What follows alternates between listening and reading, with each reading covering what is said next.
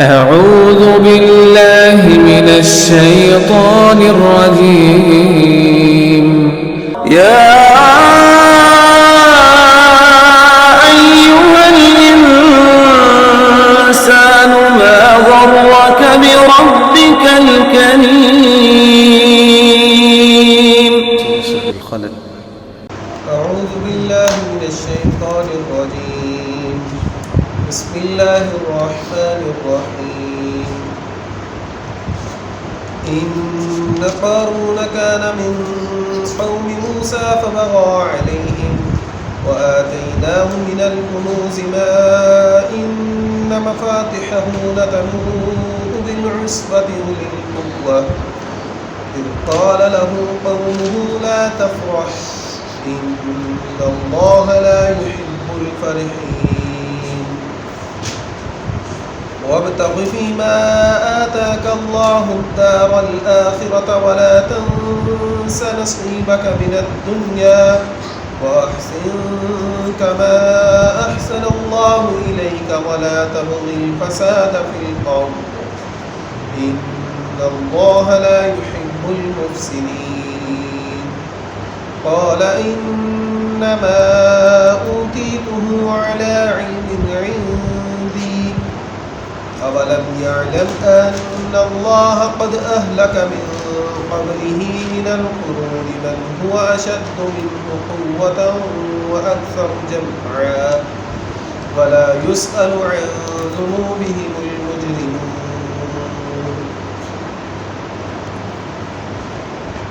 اللهم انفعنا بما علمتنا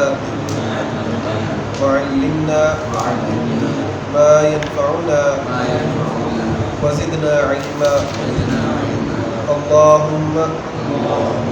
أرنا الحق حقا وارزقنا اتباعه وأرنا الباطل باطلا وارزقنا اجتنابه.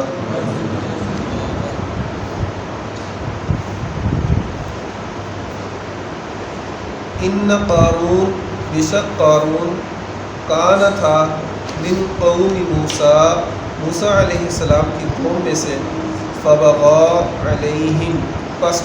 اس نے سرکشی کی ان پر اس نے ظلم کیا ان پر وآتیناہ اور ہم نے عطا کیا اسے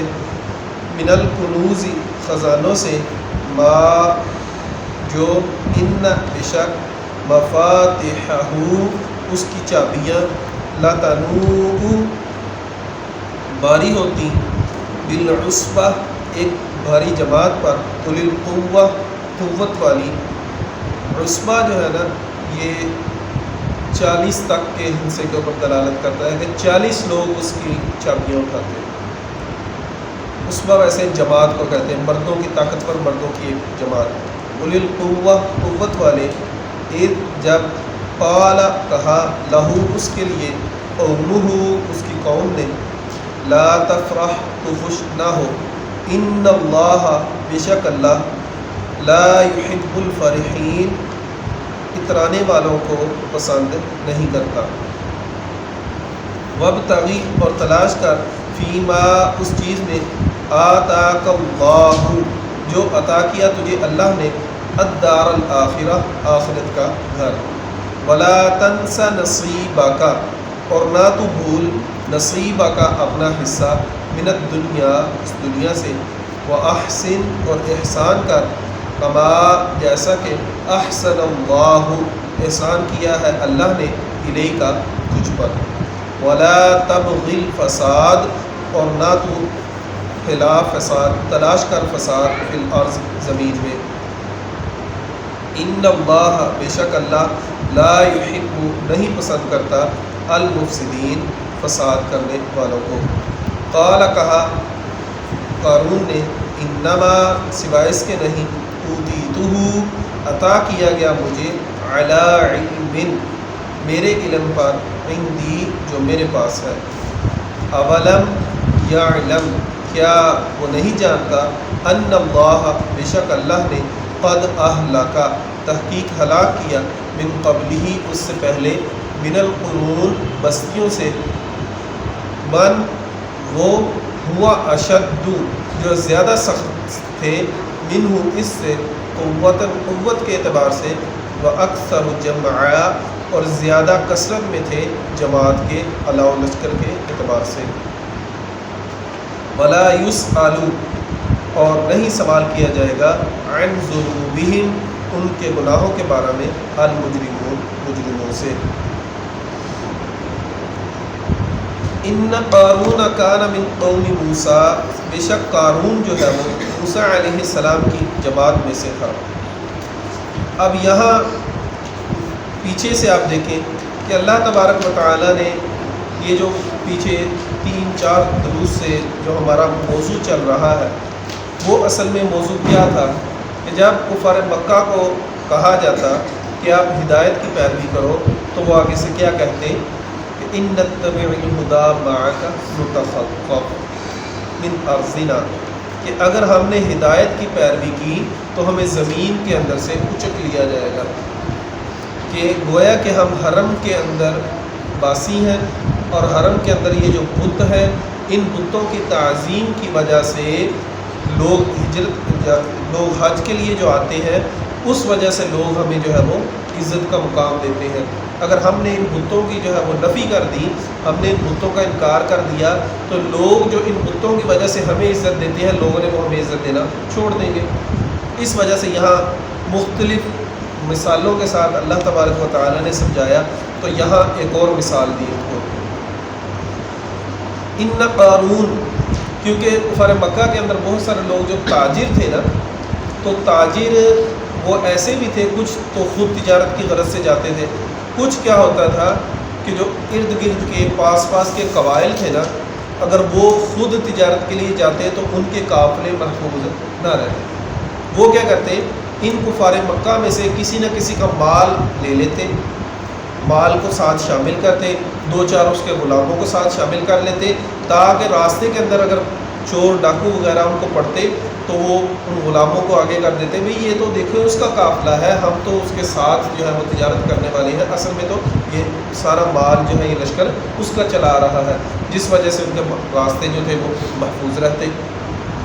اور اس کا زیادہ سے زیادہ فائدہ جو ہے وہ پھر کفار مکہ والے اٹھاتے۔ جب ان کو پتہ ہوتا کہ میرے ایک کے ساتھ ان کا پورا قافلہ محفوظ ہوگا تو وہ پھر اس کا اضافی سے جو ہے ان سے معاوضہ بھی لیتے۔ اس کا یہاں پھر اللہ تبارک و تعالیٰ نے ایک اور مثال کے ساتھ سمجھایا۔ ان قارون بے شک قارون جو تھا کان من قوم موسیٰ وہ موسیٰ علیہ السلام کی قوم میں سے تھا۔ فبغى علیہم اس نے اپنی جان کے اوپر ظلم کیا، اس نے سرکشی کی۔ یہاں پھر بنی اسرائیلی روایات ہیں کہ وہ کیا تھا،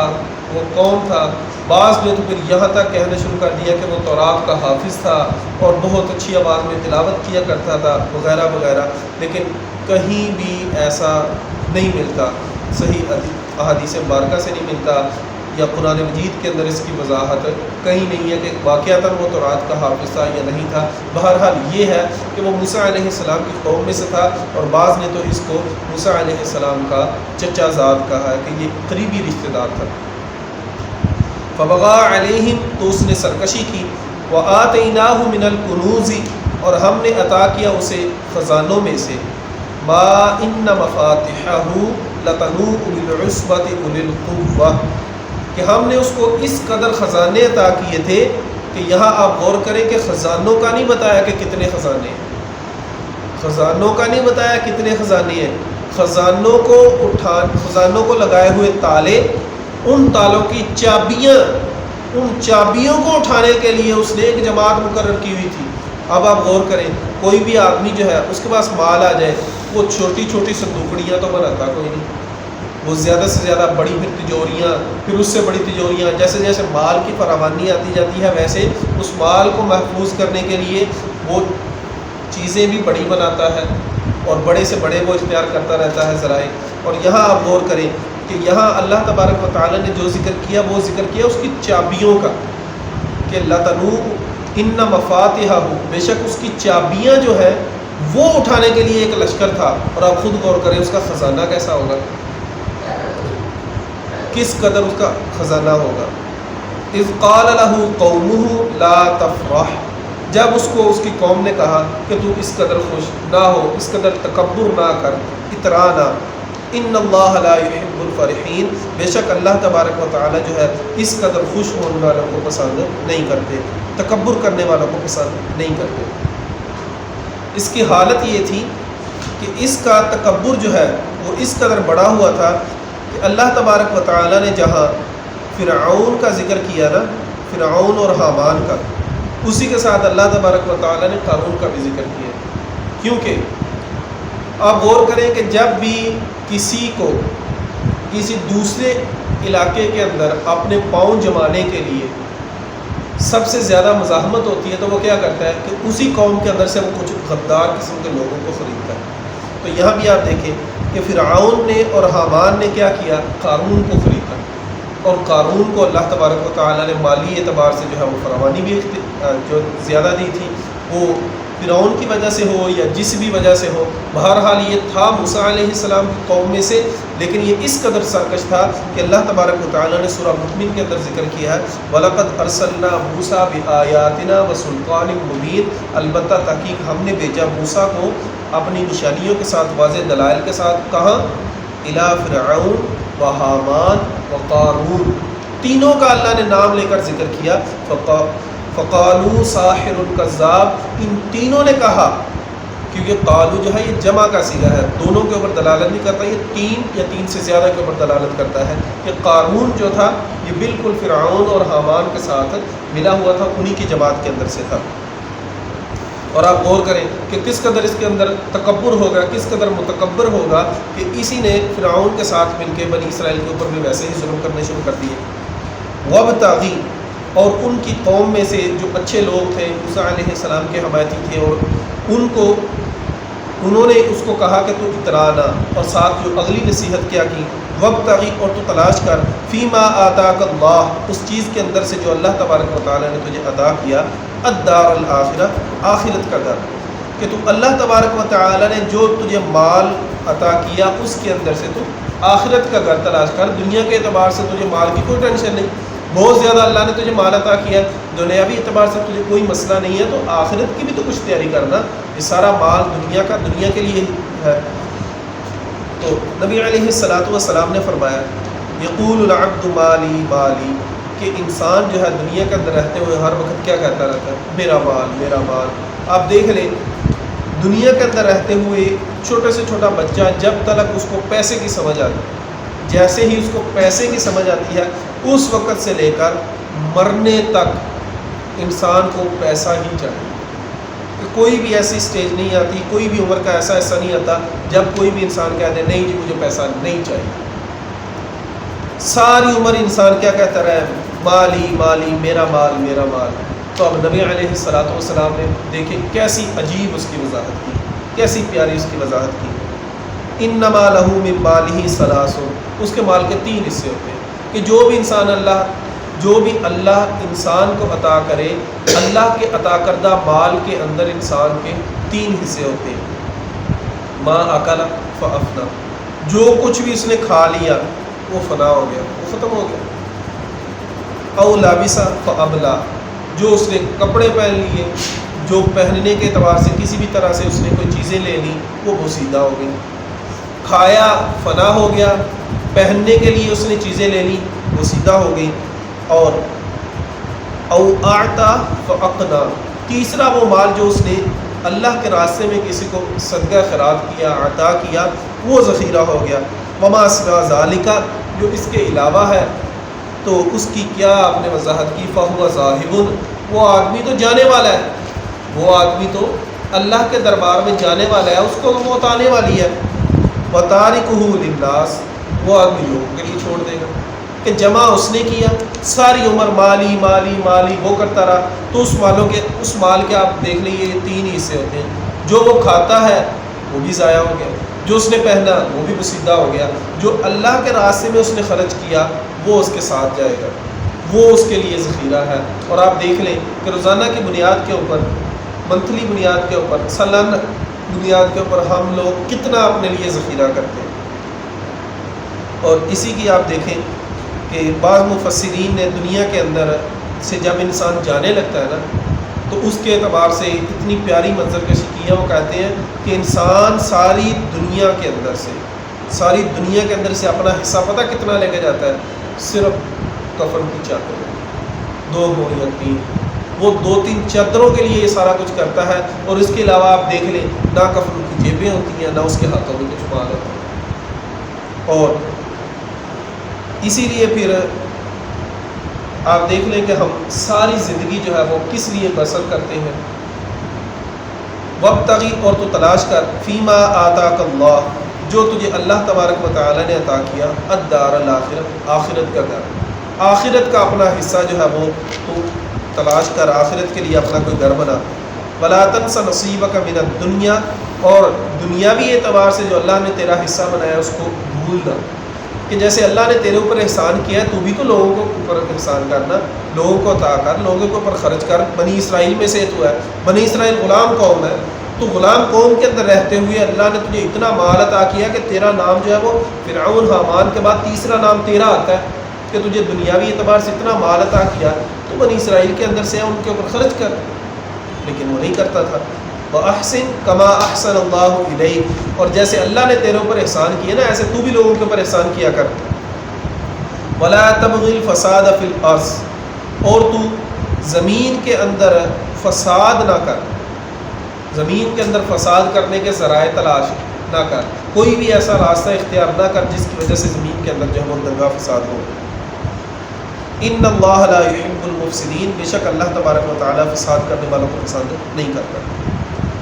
قال، کہا اس نے، انما اوتیتہ، بے شک یہ جو مجھے عطا کیا گیا نا، علی علم عندی، میرے اس علم کی وجہ سے. دنیا کے اندر رہتے ہوئے آپ دیکھ لیں کہ انسان یہی کہتا ہے کہ جس کسی کو مال مل جائے، کبھی بھی کسی نے یہ نہیں کہا یہ اللہ تبارک و تعالیٰ کی دین ہے. ہر کوئی اپنی ڈگری کے اوپر، اپنے ہنر کے اوپر، اپنے ان ذرائع کے اوپر جو اس نے مال کو حاصل کرنے کے لیے اختیار کیے، ان کے اوپر اتراتا ہے کہ مجھے یہ جو ذرائع ملے ہیں نا، یہ سارا میرے اس علم کی وجہ سے مجھے یہ سارا مال ملا ہے. اور اگر اس کو ہم یہ جو اوتیت ہے اس کو عندی کے ساتھ ملائیں کہ قال انما اوتیتہ عندی، تو اس کا مطلب یہ ہے کہ اللہ تبارک و تعالیٰ نے یہ جو مجھے مال عطا کیا ہے نا، یہ اللہ تبارک و تعالیٰ نے میری صفات کو دیکھ کے عطا کیا ہے کہ اللہ تبارک و تعالیٰ کے نزدیک میں بہت قریبی ہوں اللہ کا، اسی وجہ سے اللہ تبارک و تعالیٰ نے میرے اوپر اتنے زیادہ احسانات کیے، مجھے اتنا زیادہ مال عطا کیا، ورنہ دوسروں کو کیوں نہیں مال عطا کر دیا؟ دوسرے بھی تو ویسے ہی لوگ ہیں، ان کو بھی مل جاتا. میرا اللہ کے ہاں ایک رتبہ مقام ہے، یا تو یہ ہے کہ میرا جو علم ہے یہ میرے علم کی وجہ سے ملا، یا کہ میرا اللہ کے نزدیک ایک رتبہ مقام ہے جس وجہ سے اللہ تبارک و تعالیٰ نے مجھے یہ سارا مال عطا کیا. تو اس کو وہاں نصیحت کی گئی، اولم یعلم، کیا وہ نہیں جانتا، ان اللہ، بے شک اللہ تبارک و تعالیٰ نے قد اہلک من قبلہ، تحقیق ہلاک کیے اس سے پہلے، من القرون، بہت سے بستیوں والے، من ہوا اشد منہ قوہ، جو زیادہ تھے، اشد منہ، جو زیادہ مضبوط تھے اس سے قوت کے اعتبار سے، وہ اکثر جماعہ، اور زیادہ تھے لاؤ لشکر کے اعتبار سے. یہاں یہ جو ہے نا پیچھے کہ اللہ تبارک و تعالیٰ نے اس کو مال عطا کیا تھا، انشاءاللہ کل اس کی میں وضاحت کروں گا کہ یہ اللہ تبارک و تعالیٰ نے یہ جو کہا ہے نا، من ہوا اشد منہ قوہ و اکثر جماعہ، کہ یہ جو اس وقت اس کی جماعت تھی جس کے ساتھ یہ نکلتا تھا لوگوں کے سامنے، وہ کس قدر تھی. ولا یسأل، اور نہیں سوال کیا جائے گا، عن ذنوبہم المجرمون، مجرموں کے دعوے کے مطابق، یعنی مجرم تو یہی دعویٰ کرتے ہیں کہ ہم بہت اچھے لوگ ہیں، مگر جب ان پر جرم ثابت ہو جاتا ہے تو اللہ کا عذاب آتا ہے. ان سے پوچھ کر نہیں آتا، ان سے کبھی بھی پوچھ کر نہیں آتا کہ تمہارے گناہوں کی وجہ سے تمہیں پکڑا جائے یا نہ پکڑا جائے. اقول قولی ھذا واستغفر اللہ لی ولکم ولسائر المسلمین.